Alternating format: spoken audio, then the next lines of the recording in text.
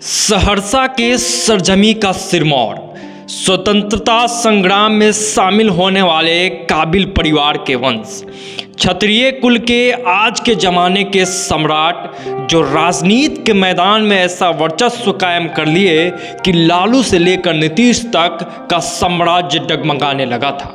जी हाँ, आज कहानी पूर्व सांसद आनंद मोहन की।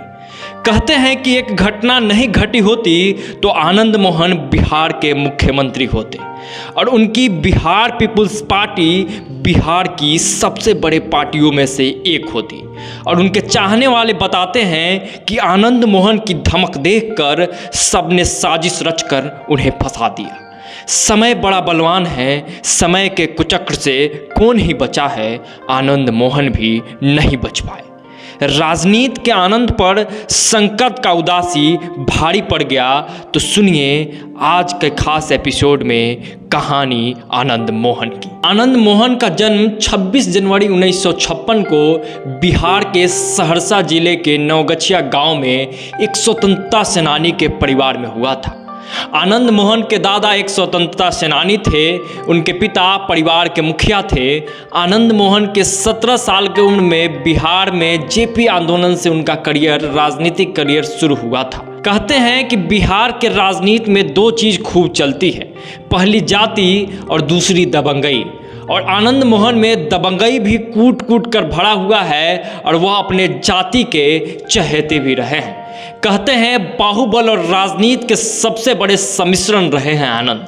और बाहुबली के तमगा के साथ राजनीति में बड़े खिलाड़ियों का जब भी नाम लिया जाएगा, आनंद मोहन का नाम अग्रिम पंक्तियों में शामिल रहेगा। उस वक्त दो बाहुबलियों के बीच वर्चस्व को लेकर खूब लड़ाइयाँ हुई थी, एक आनंद मोहन और दूसरे पप्पू यादव।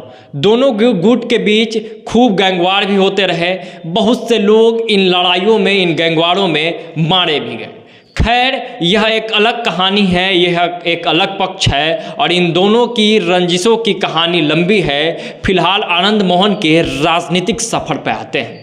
1980 के करीब इन्होंने एक पार्टी बनाई थी। पार्टी का नाम भी अपने तेवर के हिसाब से रखा था, क्रांतिकारी समाजवादी सेना।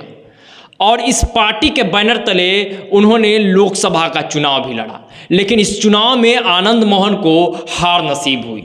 फिर बारी आई 1990 के विधानसभा चुनाव की। वो चुनाव लड़े और इस चुनाव में उन्हें जीत मिली। धीरे धीरे राजनीति में आनंद मोहन का कद बढ़ते गया और बड़े संख्या में लोग और नेता भी इनसे जुड़ते गए। और सन 1993 में इन्होंने एक और नई पार्टी बनाई जिसका नाम था बिहार पीपल्स पार्टी।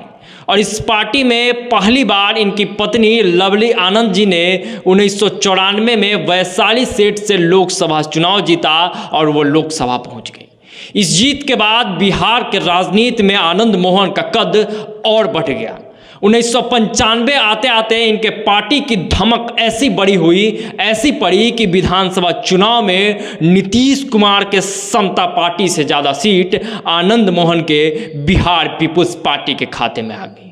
और उस दौर में लोग यह कहने लगे थे कि इस नेता में वो दम है, इनके पार्टी में वो दम है, इनके नेतृत्व में वो क्षमता है कि आनंद मोहन बिहार के मुख्यमंत्री हो सकते हैं। और जब यह चर्चा सरेआम होने लगी कि आनंद मोहन में मुख्यमंत्री बनने की ताकत है, इसके बाद बहुत से सियासी लोगों को ये बातें नागवार गुजरी। और इनके चाहने वाले बताते हैं इसके बाद से ही बड़े स्तर पर साजिशों का सफर आनंद मोहन के खिलाफ शुरू हो जाता है और एक कुचक्र रचा जाता है और उस कुचक्र में आनंद मोहन फंस जाते हैं। तमाम राजनीतिक घटना चक्रों के बीच कुछ ऐसा होता है कि आनंद मोहन की जिंदगी की चमकती तस्वीर धूमिल हो जाती है और बिहार का वो नेता जो अगला मुख्यमंत्री हो सकता था, उसके राजनीतिक करियर का ही खात्मा होने लगता है। बात 5 दिसंबर 1994 की है, जब इनके बेहद करीबी इनके मित्र और इनके पार्टी के नेता छोटन शुक्ला की हत्या कर दी जाती है, जिसके बाद लोग काफ़ी आक्रोश में थे।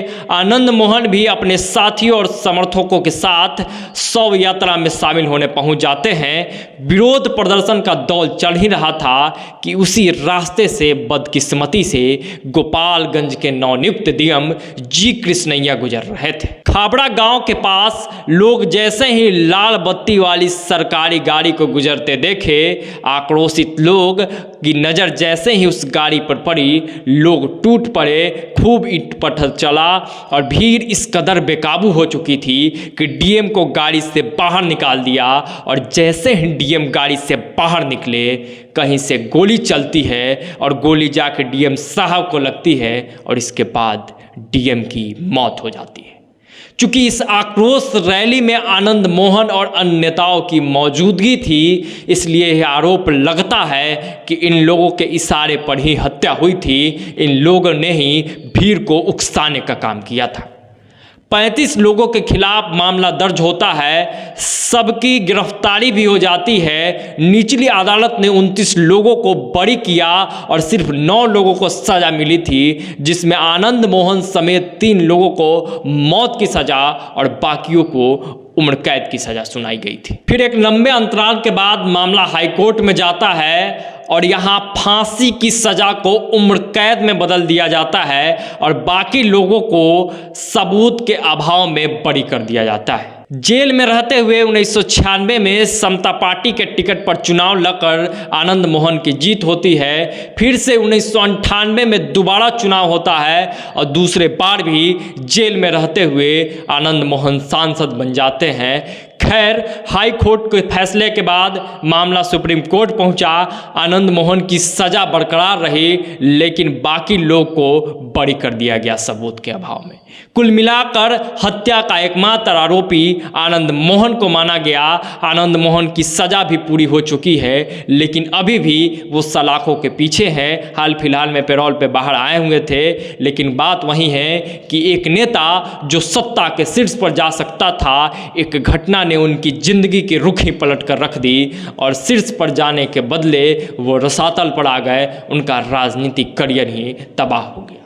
आज के लिए फिलहाल इतना ही। आनंद मोहन से जुड़ी अन्य पहलुओं पर हम अभी लगातार बात करते रहेंगे। हमारा यह स्पेशल सीरीज उन पर चलते रहेगा, कहानी आनंद मोहन की। यह वीडियो अगर आपको अच्छा लगा हो तो शेयर ज़रूर कीजिएगा और हमारे पेज से जुड़े रहिए। हमारे फेसबुक पेज को फॉलो कर लीजिए, हमारे यूट्यूब चैनल को सब्सक्राइब कर लीजिए, ताकि आनंद मोहन से जुड़ी तमाम बातें आप तक पहुँचेगी ही। साथ ही बिहार और देश के राजनीति से जुड़े तमाम पहलुओं पर हम लगातार बातचीत करते रहेंगे। बहुत बहुत धन्यवाद। जय बिहार।